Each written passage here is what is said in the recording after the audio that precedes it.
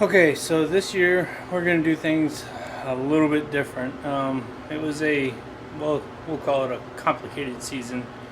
Um, Basically, I should have been done 28 October. Had a equipment malfunction. We'll go with that. Basically, is I went out there. The crossbow we have has the Garmin X1, the Garmin Zero crossbow sight on it.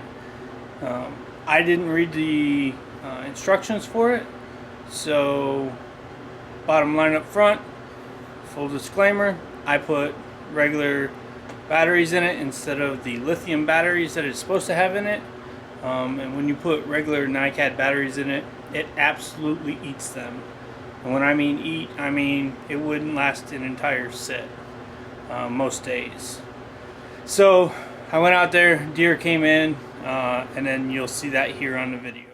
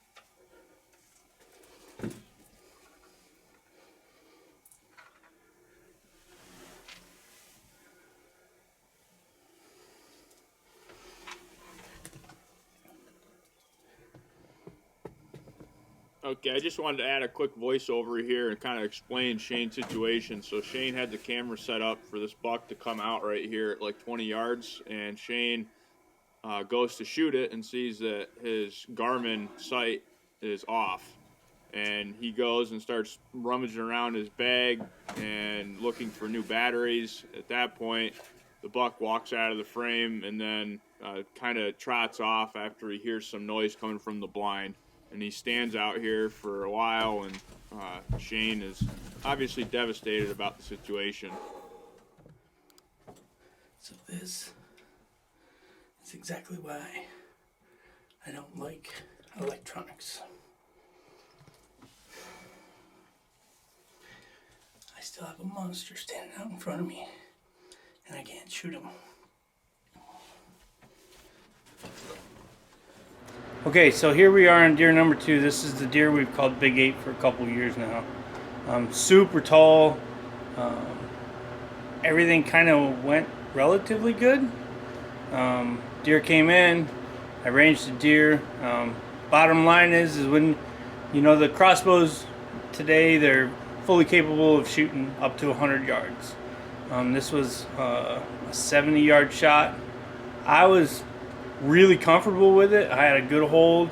The arrow went exactly where I was holding. The difference is that deer had a duck and roll, and even after I shot, even watching the video back, I still thought it was great. Watching it in the camera, I thought it was a great shot. I thought the deer would be dead within 40, 50 yards. I thought it was a hard shot. We went up in there, and I'll play the video now.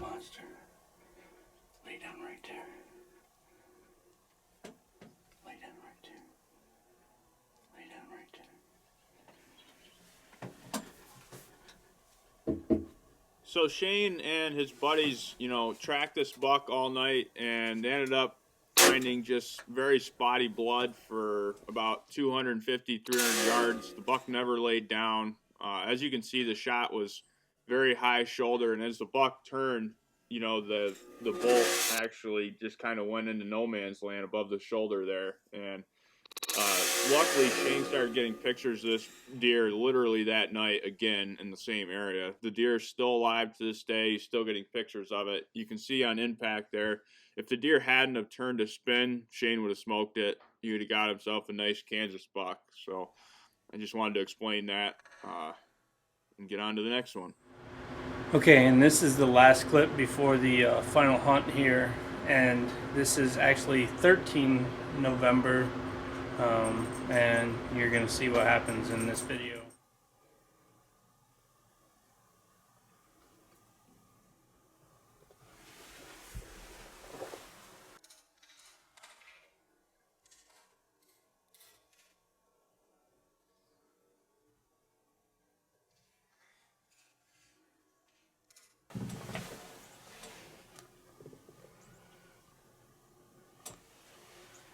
That's him.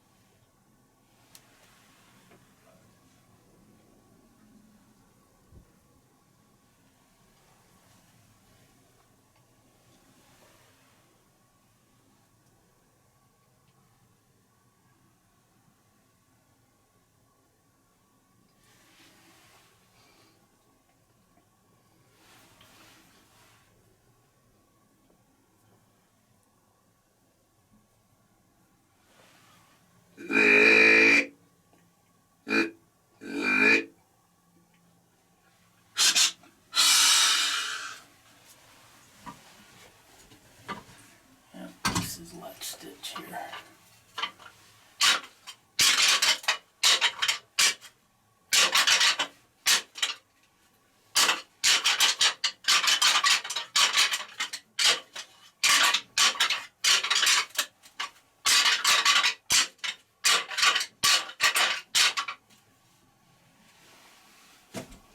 Okay, everybody, it is now 15 November. Some days when I'm doing these pre-hunts, I feel like it's Groundhog Day. We had a pretty good storm. We got about an inch of snow last night. But as soon as it started snowing, basically all the deer movement shut off here last night. Unlike back in New York, those deer a lot more accustomed to snow out here. That we get a little bit, but it's nothing like what we used to get back home, or they still get back home. So that deer pretty much turned off last night, probably 5:15. They kind of hunkered down into the pines, there's some pines right over here and where they bed and stuff. And and then I checked one of the cameras coming in this evening.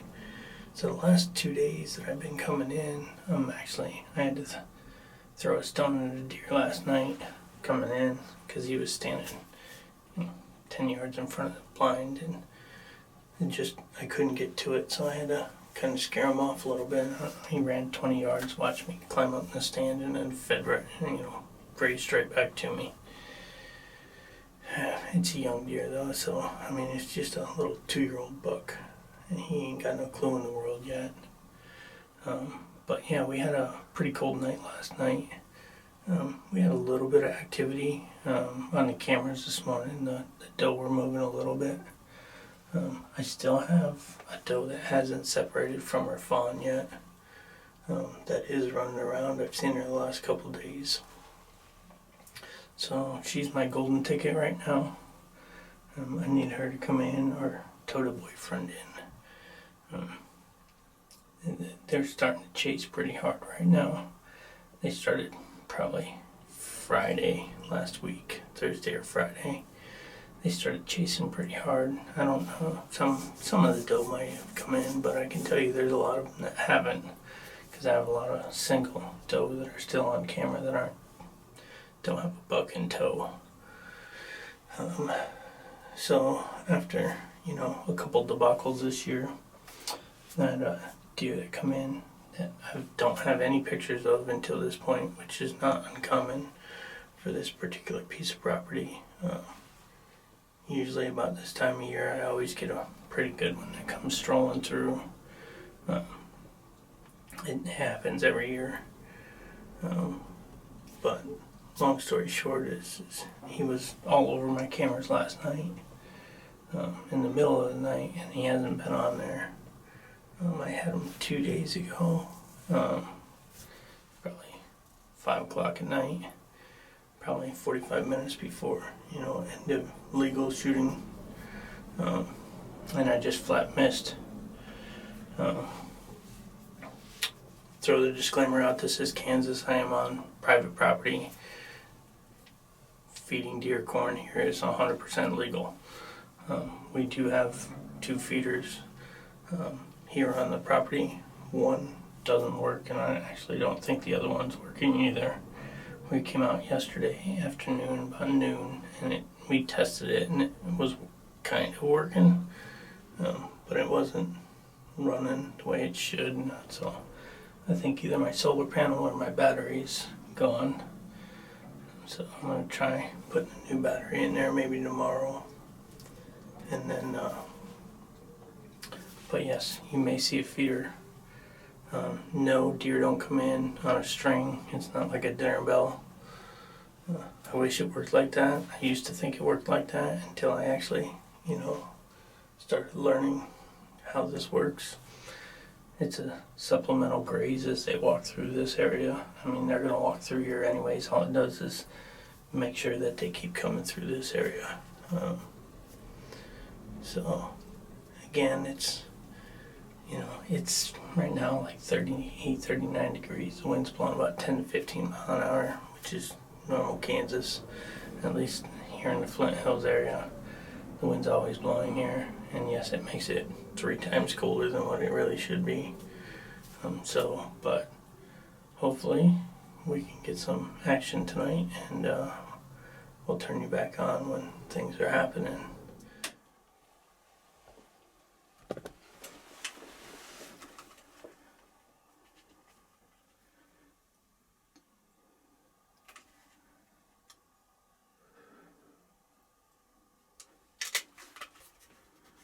Just turn broadside.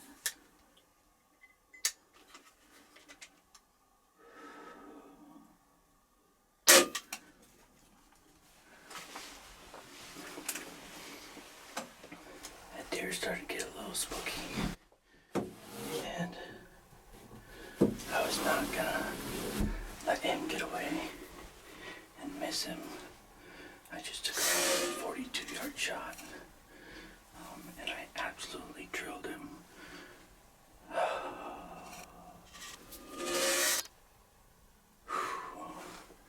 Hopefully this will put an end to this terrible ass season that has not gone right with me yet. So, but I know I just got all of that. Yes. Yes. Yes, yes, yes. Honestly, like the way tonight was going, I didn't think that anything was gonna come in. And then all of a sudden this little buck just showed up underneath the stand here.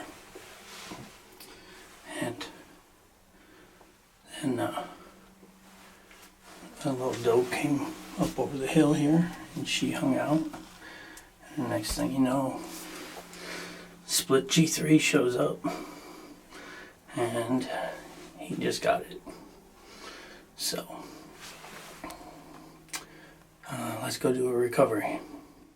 Okay, so here it is, 15 November, out here in Kansas again, forever now, and this is the 2022 buck.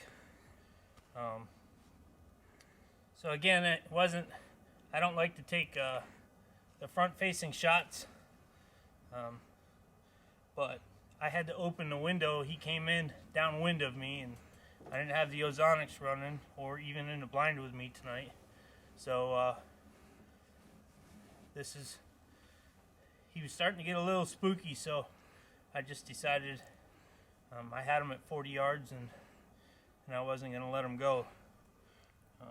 I had a young fawn out in front of me, and he apparently thought he wanted something to do with her. He didn't think better of it, and so here he ends up. So hopefully we'll have another one coming next year, and we'll have one for Jen. We're getting ready to go home to New York here in a couple days. But this dude's got a super long Roman nose. Just check. It's probably a 4.5-year-old. Based off his teeth, so. But yeah, he's a good looking deer. One for the books this year, and he'll go on the wall along with the rest of them from out here in Kansas. So thanks for watching, and hopefully we get another big one out of Cliff yet this year. So.